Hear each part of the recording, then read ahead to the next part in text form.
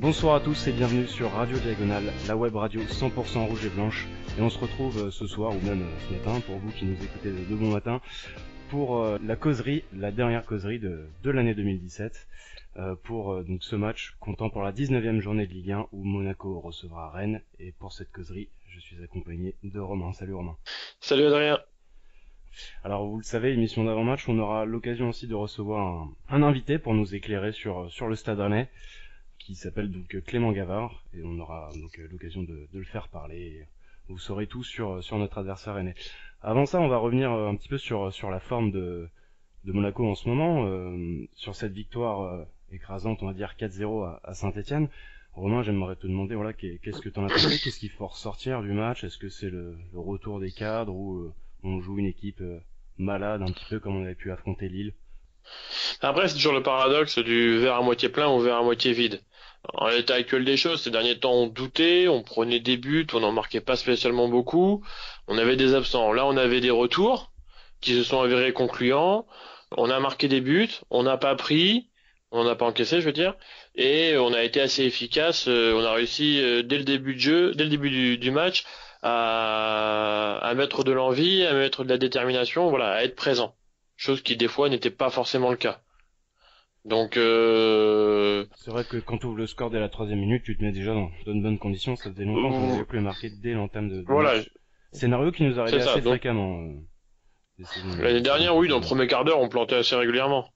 Mais là, voilà, cette année, c'est quand même dans l'ensemble moins le cas. On est quand même quasiment à mi-saison, là. C'est moins l'euphorie, ouais. Voilà, donc là on fait une saison, on va pas faire une saison. Là on fait un match, même si c'est contre Saint-Etienne qui au fond du fond, qui est peut-être le premier rival de Metz, je ne sais pas, mais dans tous les cas, ça reste un match et peu importe l'adversaire, dès le début, dès le coup d'envoi, l'équipe était impliquée, l'équipe était présente. Voilà, au moins. Et puis surtout noter le retour des cadres, Fabinho qui était étincelant, tout comme Lemar qui retrouve enfin les terrains, mais c'est un joueur qui nous a manqué et on devrait le retrouver mercredi soir. Faut se souvenir que c'est lui qui avait marqué la saison précédente, je sais pas, le 3-0, Romain, au niveau de l'historique un petit peu entre les confrontations entre Monaco et Rennes. L'année dernière au Louis II, on les avait affrontés 2 fois. Ouais, on les avait affrontés, on les avait à peu près déjà affrontés une première fois mi-septembre, un peu entre la Coupe d'Europe, entre la Ligue des Champions, et on avait gagné 3-0 avec un premier but de Falcao avant la mi-temps et Lemar qui avait planté 2 fois dans le temps additionnel, ce qui faisait un score un peu large, peut-être un petit peu sévère. Entre guillemets pour l'époque, parce que Monaco n'avait pas fait un match oufissime, il faut s'en souvenir. Mais voilà, ça faisait un 3-0, c'était assez propre quand même. Mais ça, c'est le passé. C'était l'année dernière. On pourra se rappeler de la très bonne frappe de Lemar sur le 3e but. Et on se souvient aussi du 6-0 en Coupe de la Ligue, où c'était finalement Mbappé qui avait inscrit son premier triplé en match pro. Oui, voilà. Il avait toujours pas 18 ans. Voilà, ça aussi c'est le passé, Romain. Et on a joué à la même saison, enfin même période de l'été qu'actuellement, enfin même période de la saison qu'actuellement, vu que c'était au mois de décembre. C'était un petit peu avant les fêtes aussi, la Coupe de la Ligue qui commence toujours à peu près là. Mais bon, c'était une équipe B, voire C de Rennes aussi qu'on avait joué. Oui, il y avait avec Nardi dans les cages. Être notre bon Nardi qui était dans les buts. Et qui en avait pris. Et puis aussi le match de clôturant du coup ce championnat et cette saison magnifique, puisqu'on a fêté, il y avait un feu d'artifice même pour nous au stade de la Route de Lorient, maintenant le Roison Park, pour cette dernière journée de Ligue 1 où on avait fini par l'emporter aussi 3-2, sérieux jusqu'au bout avec une équipe remaniée. Et c'est aussi le grand soir où Adama Diakabi s'est révélé aux yeux de Leonardo Jardim. Exactement. C'est une soirée sur un match, il a séduit l'entraîneur portugais. Et c'est grâce à ça, grâce à ce match, qu'on a probablement le bonheur d'avoir Adama Diakabi dans notre équipe. Ouais. Je sais même pas s'il était titulaire. On pourra demander la question à notre invité Clément. Le dernier match, il était titulaire. Comment? Pour le dernier match l'année dernière, il était titulaire côté Rennais. D'accord. Un petit point juste sur le classement, hein. Monaco qui occupe la seconde place avec 38 points, c'est l'occasion, hein, de vraiment d'arriver à 41. Et Jardim me disait en conférence de presse que les joueurs savent que, enfin, les jours de vacances sont liés aux résultats, donc c'est pour aussi les maintenir concentrés, focus jusqu'au bout. Faut vraiment bien terminer. C'est pas une mauvaise idée, hein. Oui, oui, bien sûr, c'est très bien, ça marche au mérite. Ensuite, Rennes, pour le coup, eux sont septième avec 25 points. Et puis, pour parler de Rennes, qui de mieux que d'accueillir notre invité, Clément Gavard, qui officie chez Stade Rennais Online, un site bien connu. Clément, je sais pas si tu es là. Je suis là. Salut à tous. Salut, bonsoir, merci de répondre favorablement à notre invitation. Alors, supporter du Stade Rennais depuis combien de temps? Bah, depuis que je suis né, donc depuis tout jeune, 26 ans. Depuis 26 ans, hein, on peut le dire. Ok. Comment on devient supporter de Rennes? Parce que tu es Rennais, t'es un 100% local. Ouais, 100% Rennais, la famille, mon père était supporter Rennais, donc forcément c'est une logique implacable, et du coup voilà, on devient supporter Rennais. Ok. Justement pour parler de Rennes, moi j'avais une première question. Elle concerne l'ancien coach Christian Gourcuff, qui était revenu du coup aussi avec son fils, hein, qui officie chez vous. Par simple curiosité, qu'est-ce qui fait que ça n'a pas marché? C'est une bonne question, c'est un peu difficile d'avoir une réponse précise et exacte, je pense, mais il y a plusieurs choses qui n'ont pas marché, et je pense d'ailleurs que le match en Coupe de la Ligue à Monaco, il y a un an maintenant, a sûrement eu un impact assez important, parce que prendre 7-0, ça a totalement changé la phase de notre saison. Et derrière, on a fait une phase de retour catastrophique. Et je pense qu'il y a eu une cassure peut-être entre certains joueurs et le coach, même si finalement les joueurs n'étaient pas forcément contre le coach. Mais je pense que à Rennes, c'était un peu plus général que le coach. Et il y a un problème, surtout au niveau organisation. Il y avait Gourcuff qui avait tel projet. Il y avait Ruello qui, des fois, avait d'autres idées que Gourcuff. Il y avait aussi Buisine qui travaillait un peu dans l'ombre et qui avait pas forcément la même vision des choses que Christian Gourcuff. Et la famille Pinault aussi qui parfois était en désaccord. Donc finalement, il y a beaucoup de dirigeants un peu dans ce club et ça a pas fonctionné. Je pense aussi que Christian Gourcuff n'est plus forcément en phase avec le football actuel et que c'est possible qu'il ait été dépassé par certains aspects tactiques et peut-être humains aussi, ce que c'est aussi un reproche qu'on peut lui faire au niveau humain. Il n'était pas forcément apprécié des supporters rennais en tout cas. Ok. Bah, merci pour cette réponse précise. C'est vrai, je partage ce que tu dis sur le fait qu'aussi peut-être Gourcuff, voilà, au niveau du jeu, ça n'allait plus, c'est des concepts peut-être trop compliqués, même si ça avait bien marché avec Lorient. Il y a eu quand même un grand ménage fait. Tu parlais d'Hervé Ruello, lui aussi, je me semble, a été Oui, il a été René Ruello. Il a oui, été pardon, j'ai dit Hervé, n'importe quoi. ouais, du coup, ça a été un double départ et du coup l'arrivée à la place de Ruello et Gourcuff de l'étang Lamouchi. C'était un peu une surprise, en tout cas pour Lamouchi, parce que l'étang c'était un peu annoncé. Donc oui, un changement de direction, un changement d'homme au Stade Rennais, donc forcément un club qui évolue. Un binôme qui tient un peu plus la route ouais, sur le papier, en tout cas plus en phase avec le foot moderne. C'est Lamouchi qui avait pris en tête la sélection ivoirienne lors d'une CAN, et donc là qui trouve un banc de Ligue 1. Le bilan de Lamouchi là depuis qu'il est arrivé, qu'est-ce que tu en ressors?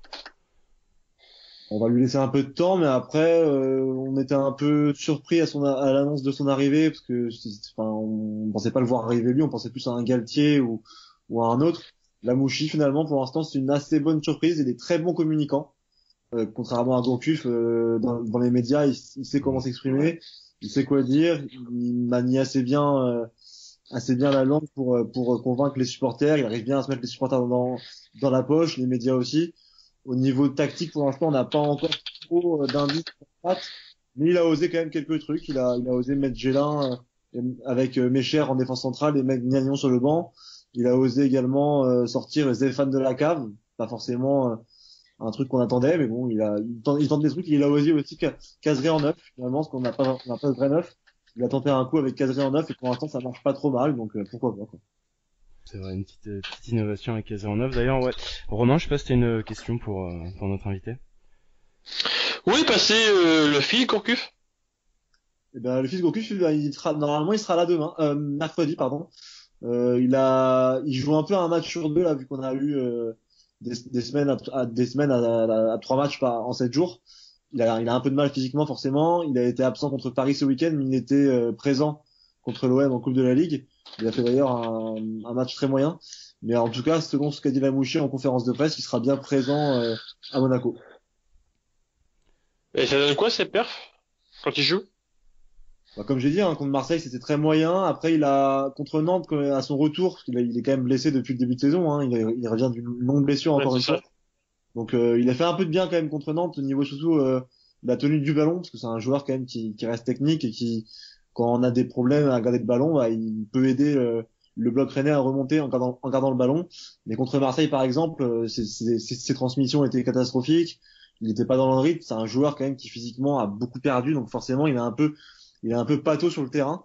Donc on en attend mieux, mais on sait bien que physiquement ça suit pas et qu'il a besoin d'enchaîner des matchs pour être pas à son top niveau, mais à un niveau un peu plus élevé, quoi. Ouais, le problème c'est que ça fait 30 fois qu'on dit que le Phoenix doit renaître de ses cendres pour Gourcuff. Là, je pense qu'il est bien cramoisi.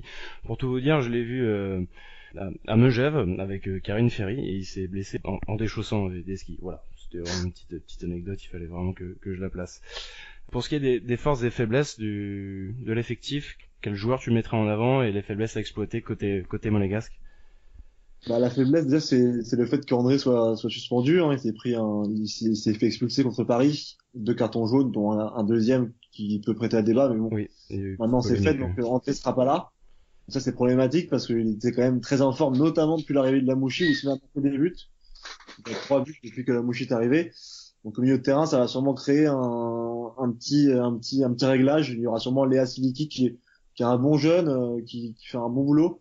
Donc peut-être un Léa Siliki d'Anzé, un Léa Siliki Gélin, ça reste assez vague. Les forces en présence, bah Kazri, il a été mis au repos contre Paris, il est rentré en seconde période, donc normalement il sera titulaire mercredi contre Monaco. Ça reste le joueur dangereux à Rennes. Sinon, Ouais. Koubé, qui est pas trop mal dans les buts, il arrive à faire oublier Costil. Et bah maintenant, Sarr est toujours en phase de reprise, hein, donc il sera pas là à Monaco. Ça reste quand même un atout offensif.